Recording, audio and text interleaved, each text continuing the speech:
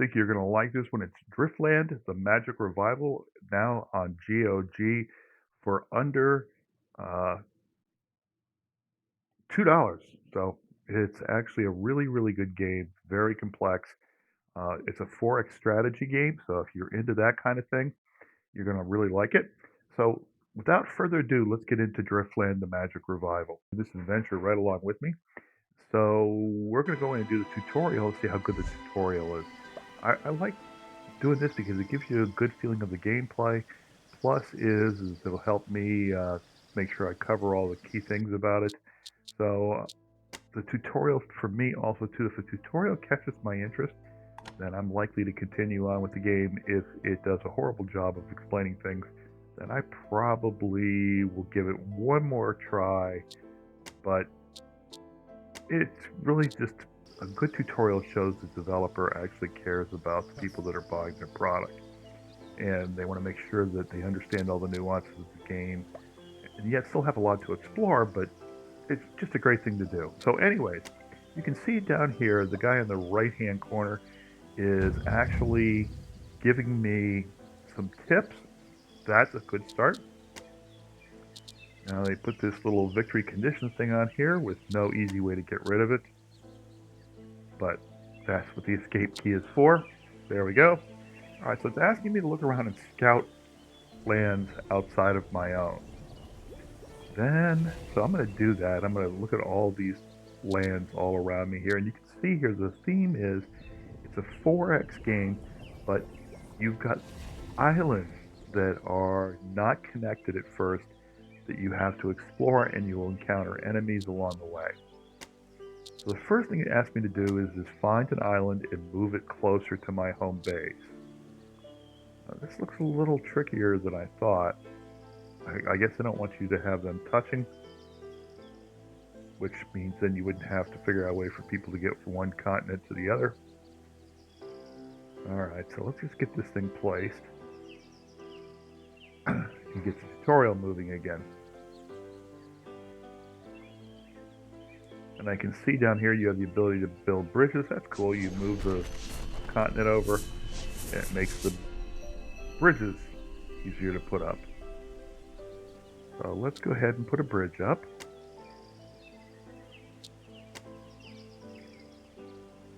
Alright, that does not look like they'll be able to get there. Alright, so once I do it, you see it starts constructing itself automatically. One of the cool things about this game is supposedly all of the units have their own AI, which allow them to efficiently go ahead and manage the economy, with of course some tweaks, fight monsters, all that kind of good stuff.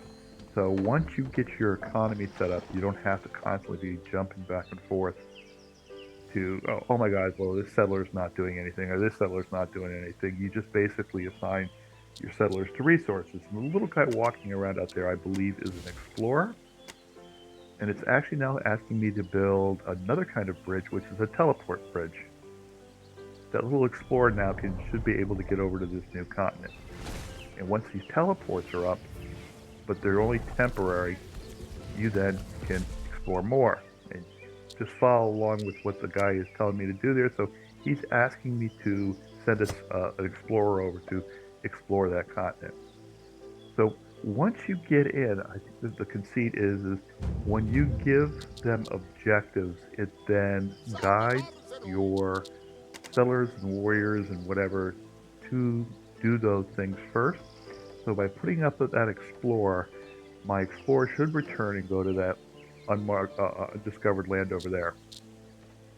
Alright, so now it asks me to build a cottage, which is important because it generates gold. Plus it also too allows you to increase your settler cap.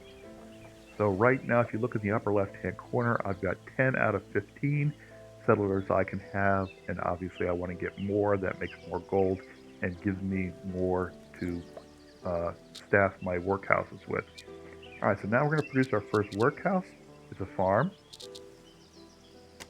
And you just click on the bottom button there, and okay, farm takes up a little bit more space. It costs gold.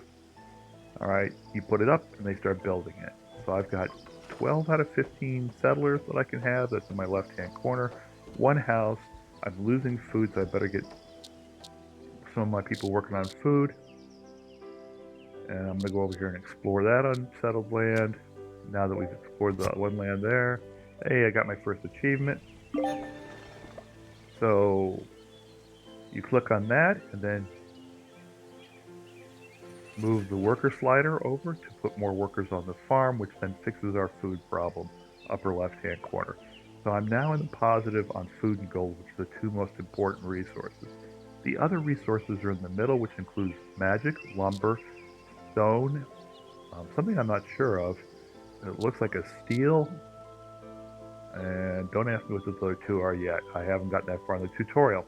Okay, so now my population limit is maxed, so I can increase that via one of two ways. I can either build another cottage or upgrade the cottage I have.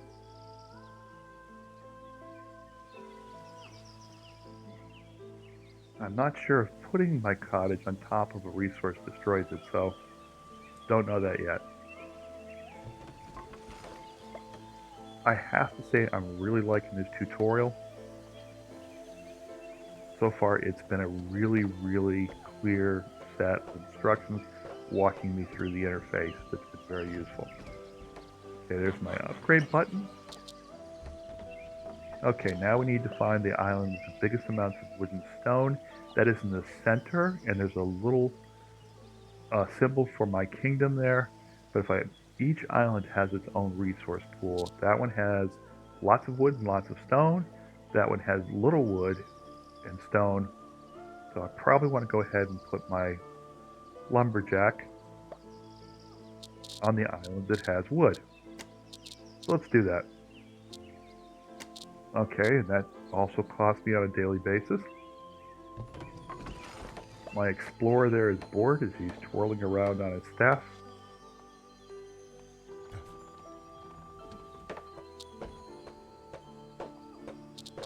I could build more teleportals and teleport to some of the other lands, but right now I'm just trying to follow along with what he's doing. Okay, now we need to build a stonemason. So we got wood coming in.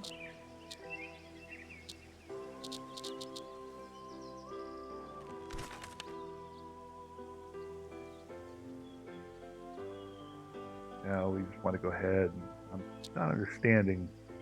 Okay, so it's, well, there we go. Okay, so let's build our stonemason.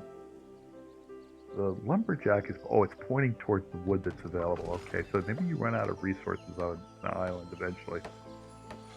I'm assuming you do.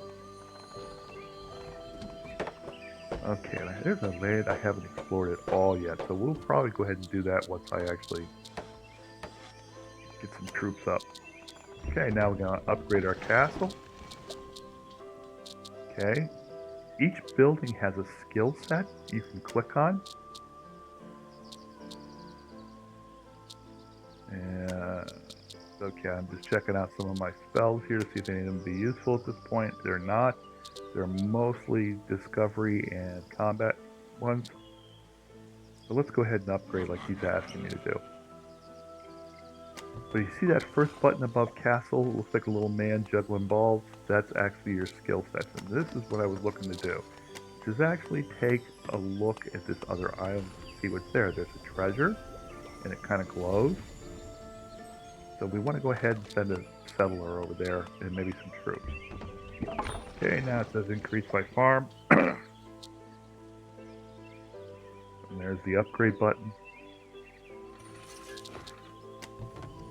Okay, so any time that you have a resource that's not being used, like the stonemason's workshop, you go to it and then you just adjust the number of workers you want on it. The only thing I wish they had was a number. I don't know if they have a number of unemployed workers. Anyways, here's my first enemy. Looks like a little stone golem. Okay, so it's now telling me I better build my military now. So it sends an enemy after me. It says, build me. There we go. Okay, so now this is the one that will actually produce knights, your first combat unit. Okay, it still doesn't deal with the problem of the stone golem destroying my lumberjack. Okay, here comes the explorer to fight him. And of course, about time I started using some spells here, so it automatically started doing it. It must do that when it's close enough to the castle, but I'm going to use my fireball. And that's using my mana ability, which is from the way up top, you see how many mana points I have. It's the first left. It's got that little blue icon next to it at 182 right now. Okay, so we managed to get rid of him. Our settler survived. But you notice, okay, we're safe for now. Okay, got to replenish stuff. And by the way, you see every time there's something that needs to be done, like a building needs to be or can be advanced, there's a little up arrow above the building. So both of my lumberjack and my stonemason can be advanced. And now it's telling me that my heroes have free will. By the way, to get them to attack something, you right click on the place on the map and place a flag next to the thing you want them to attack. And you can see my teleports there are almost out of health. I'll need to replace that with a bridge. Okay, so now it says build a blacksmith. I'm going to upgrade this cottage really quick and give me a little more population. See, my population is now full. And let's go down and upgrade my stonemason's workshop, which allows me to assign workers and make it more efficient. I'll upgrade my cottage. Still got lots of gold. My food is still in the plus. The more workers you assign to a cottage, the better it produces gold. And there's a way to repair those, but it's not available right now. I must need to learn that skill. Okay. And let's build that blacksmith now.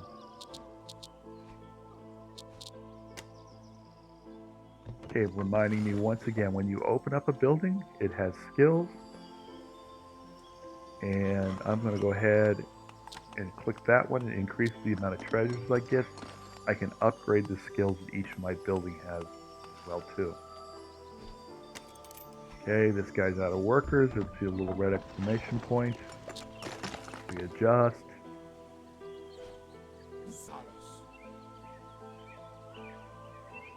I can also buy skills from my warriors.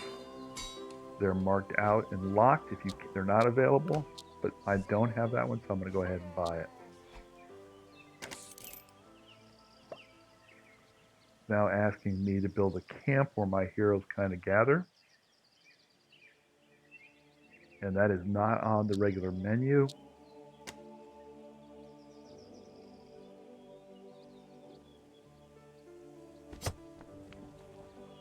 But boom, now I actually have a place for my heroes to hang out.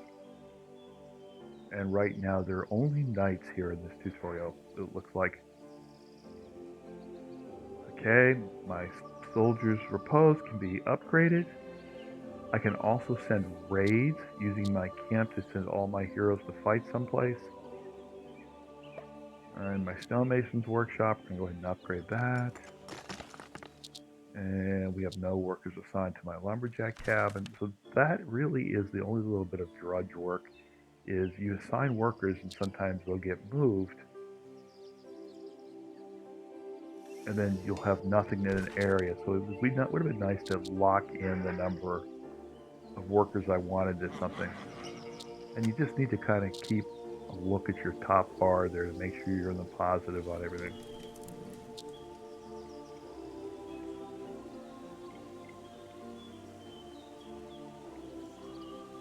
Okay. So let's send over that. Looks like a good spot to mine rock. And we're going to go ahead and send an explorer there. Okay, there goes the explorer towards the new land. But he has no way to get there, so I need to either build a teleporter or a bridge.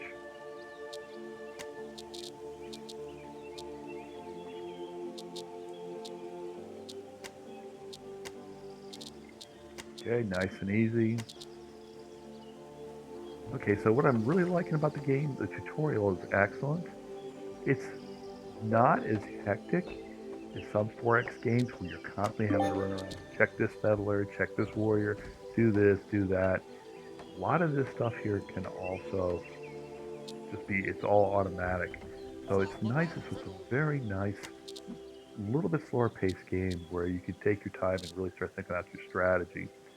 There's also a skill tree too. That's cool. For the city, it's up there under that gold medal, or not the gold medal, but the one next to it that looks like a couple of arrows going someplace. But overall, I think this is a really good game. I'm really looking forward to actually getting out of it and playing something besides the tutorial. I just wanted to give you guys a quick look at this game because it literally $1.89. It would be a shame if you missed it. And so is the positives to me are it's nicely paced, excellent tutorial, seems to be a really in-depth strategy system and a skill tree system that will take some more delving into, and I'll probably do a follow-up video on that if you guys like this. But really, really solid there. The only things that I found were that some of the interface elements can be a little bit confusing. There's a lot of different uh, interface buttons to deal with, but the tutorial does a nice job of explaining it. There's a lot of depth in this game, so if you just were looking for something completely lighthearted, I would go with something that's probably a little bit simpler than that, but I don't think there's any good 4X games out there that don't have a pretty deep level of complexity. But if you like games where you explore, you build out a civilization, this is a great find at $1.89, and I got it on GoG. So if you get a chance, go get it. It's on sale now. It's good. I like it. Old Gaming Guru out.